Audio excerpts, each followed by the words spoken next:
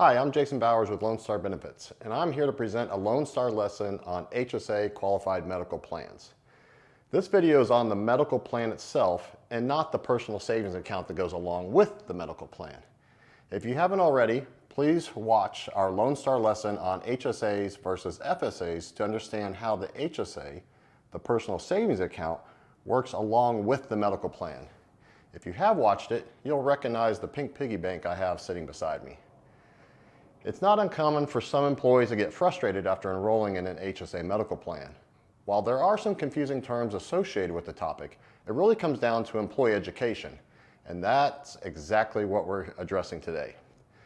You will often see HDHP when looking at HSA qualified medical plans.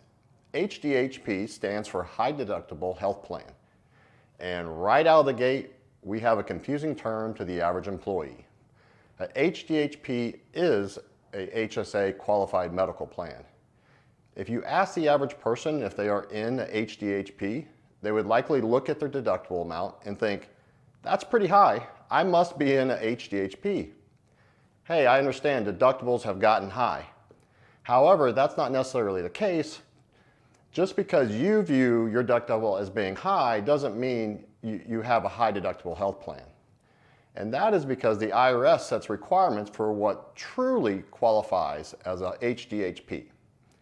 Because the term high deductible health plan can be confusing to the average employee, I'm going to stick with HSA qualified medical plan. I just want to point this out in case you do some research on your own.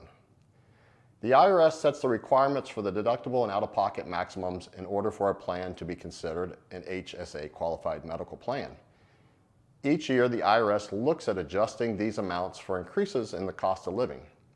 The requirements provide guidance to the insurance carriers so they know how to properly craft a medical plan so it meets the definition. So now that we've cleared up some confusing terminology with HDHP and shared that the IRS sets boundaries for these plans, let's get into how they operate. What I'm about to say next is probably the most important part of this video. If you are enrolled in an HSA qualified medical plan, you must first meet your deductible before the plan pays for anything, with one exception.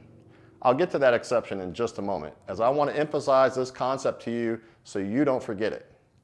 If you go to the doctor for a cold, you must meet your deductible before the plan pays 1 penny. If you have diagnostic imaging performed, you must meet your deductible before the plan pays 1 penny.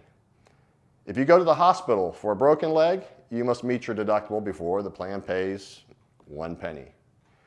If you have your prescription filled for that cold you had, you must meet your deductible before the plan pays, you got it, 1 penny. You're starting to get this. That should be a flashing neon light that says, you better understand what your deductible is because you're going to have to meet it before the plan pays, with one exception. That one exception is preventive care. These plans cover preventive care without having to meet your deductible. So quick quiz. Other than preventive care, you're going to have to meet your what before the plan pays for any health care you receive. That's right, your deductible. Because you have to meet your deductible before the plan pays, that is why these plans have lower premiums when compared to similar non-HSA plans. By design, these plans force people to be educated consumers when it comes to how much healthcare costs, because you're going to be paying the first dollars. I want to talk about what may be a very likely thought process you'll have the next time you consider enrolling in an HSA medical plan. These plans can have a range of deductibles, so I'm just going to use an amount as an example. Your deductible could be more than my example, or it could be less than my example.